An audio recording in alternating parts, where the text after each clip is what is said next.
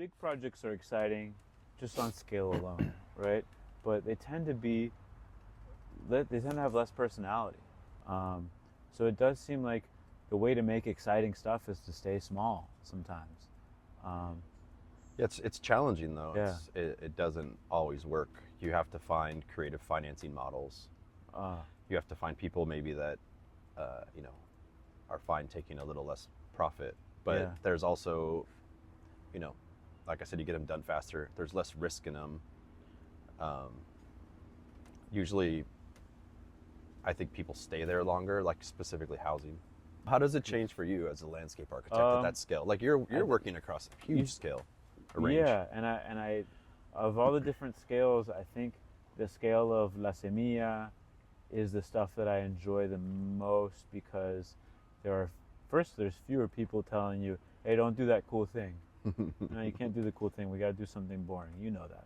And then the other thing is that when you start doing urban design scale stuff, there's just more people in the room to mess it up. Hmm. You might have a really cool idea, and then also there's the cognitive limits of the brain to just be able to Yeah. hold all this stuff in your head, and then create a place in your imagination, and then hold it over the course of years, and it for it like to slowly accrete more detail like barnacles on a ship, and that's so much easier when it's a smaller space. Yeah. You know what excites me? I just thought about is it rarely happens.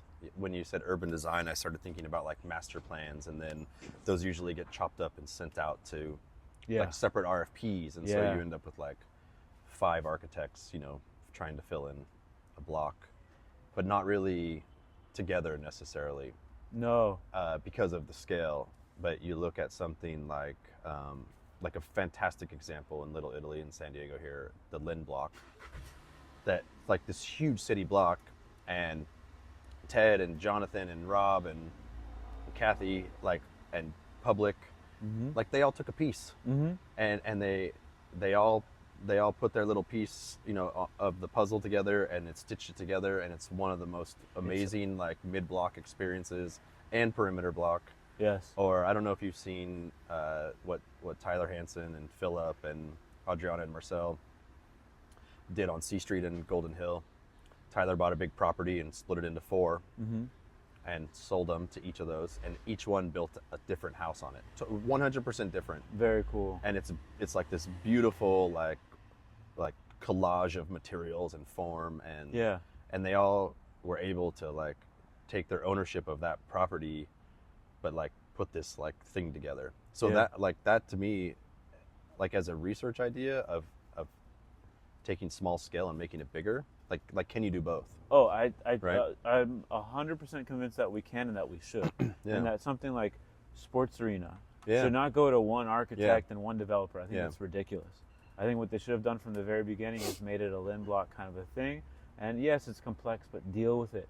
Like deal with the complexity. We have the technology. We have all the logistical and communication software to be able to manage something like that, and it's worth the brain damage because it's just going to be so much better, Yeah. head and shoulders above anything that Yeah. is going to have one designer behind it. No Yeah. matter how good they are, they can't simulate that kind of real diversity. That's an interesting topic too, I think, because ownership that an architect takes over a project, and sort of um, the like sequestering of the idea as their own, Yeah, versus saying like, maybe I'm not smart enough to do all this. Let me call 5 of my friends yeah, that I, uh, you know, am a fan of their work. Like, yes, I think a lot of us are fans of each other's work, yeah, but it's maybe not the first choice to say like, let me call so and so yeah, and have them do a piece of yes, this. Like, absolutely.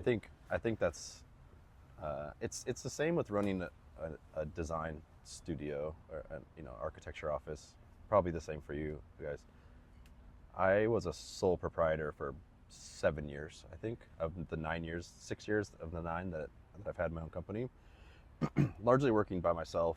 And then I started hiring people, and I started giving them design authorship. Mm-hmm. And I went, I'm not the smartest one in the room. Like, Mm-hmm. this design is way better Mm-hmm. with Mm-hmm. with the layering of other people. And but I don't think that's like a strategy that happens in architecture very often. I think you're right. I think it's a good strategy, and it needs to be implemented more. It takes humility. Yeah. It takes managing a team. To me, it takes being a good gardener and knowing that I'm going to put this person over here, I'm going to put that person over there. Let them do their own thing a little bit and figure out how I can add a little bit of compost to everyone and keep them growing towards something that's shared. And there's a weird tension between having like things kind of where two designs meet, have them rub each other the wrong way a little bit, but then there's still circulation that connects them. There's still certain things that connect them, but then there's clashes that make that collision intentional. And I think one of the big mistakes with these big projects is just how cohesive they are. Yeah. So I have an idea. What if the maestro of that organization is actually the landscape architect? That's what, yes. Not the architect. Like, yes, that's how it should be. If a project came to me and I said, let me call, no, I'm serious. Like, listen. No, I know, and I'm serious too. If I called 4 of my friends and were like, hey, like, let's all carve this thing up and design something. You're right. Like, it's like who's going to keep everyone on task? Yes. Who's going to be the leader? But you're describing maybe one of my it's dreams. you. You're describing one of my dreams. Maybe you go like, all right, y'all, like, this is where things are going. Yes. Like, I'm gonna stitch this thing together. Mm-hmm. I think taking that responsibility away from someone on that team would be really exciting.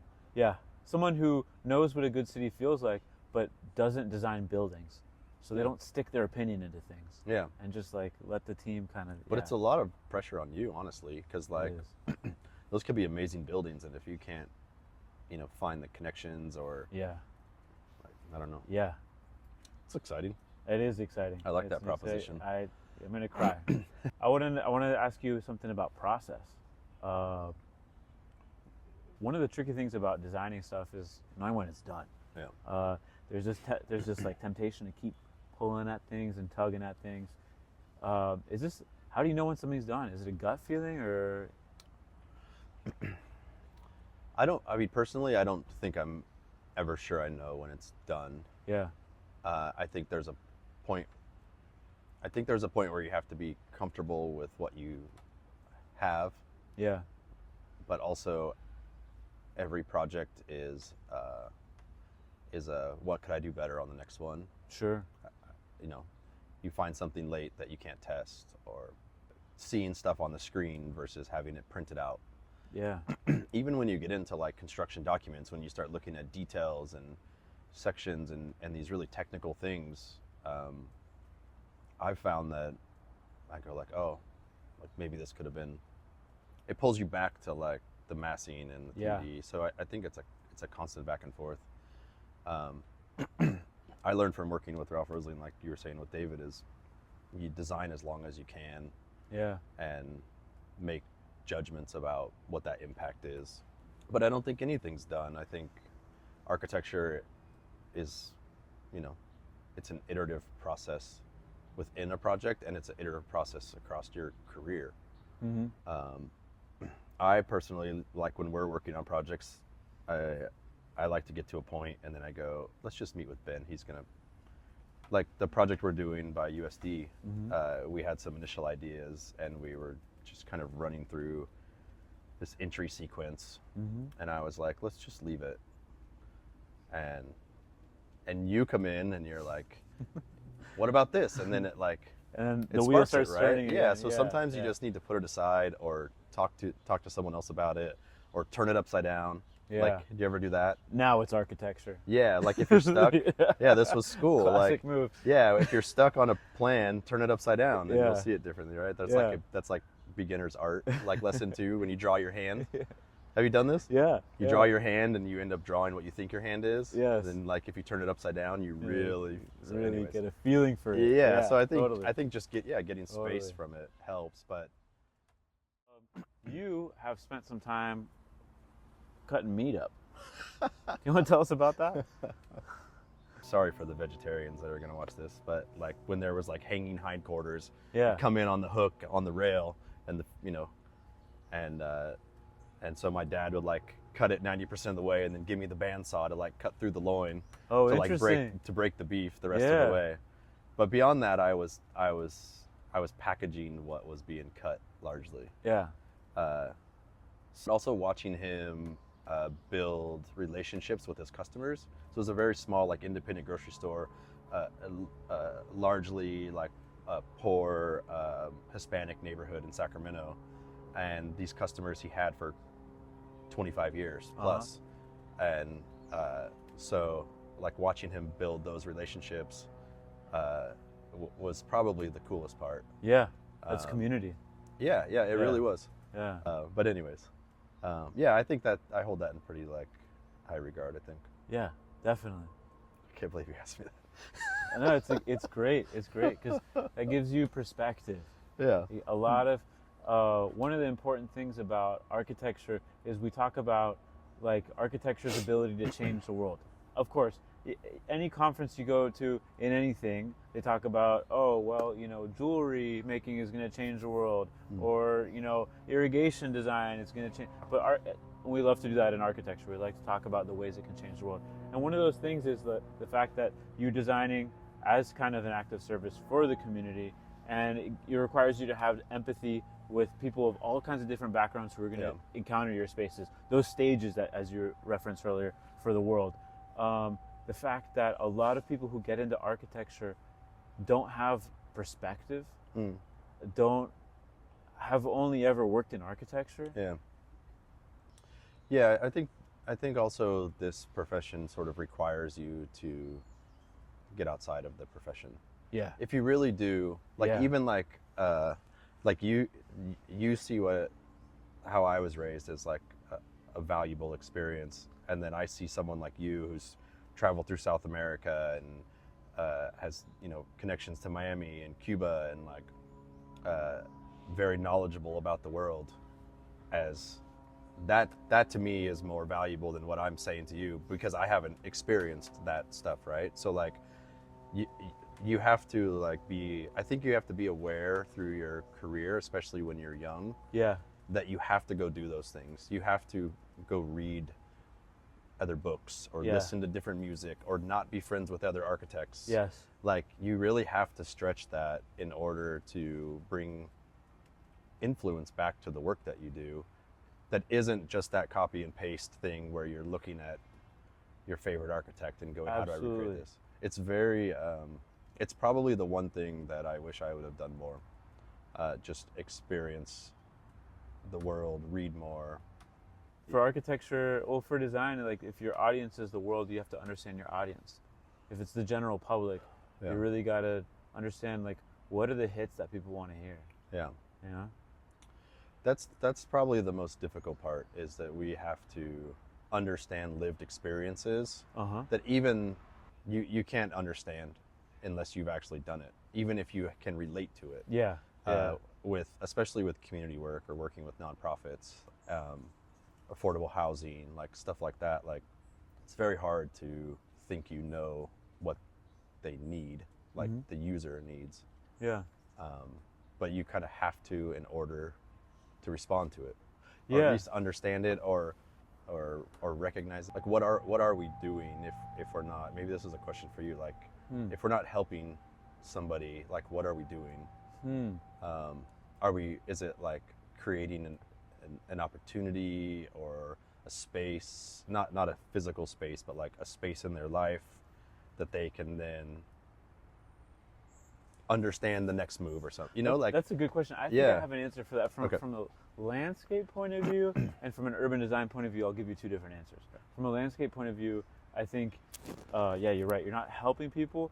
You're adding a cherry on top to their lives. You're adding a little bit of beauty and some joy and comfort. And those aren't necessarily prerequisites for a good life. You can, you're not providing shelter, in our case, over their heads. So you're not helping them in that sense. But you're providing a sense of luxury to their lives. And it's especially when you're doing affordable housing, or something that's for communities that have been marginalized. We need to provide luxury and comfort and beauty at all income levels. That, I think, is something that we can provide from a landscape point of view.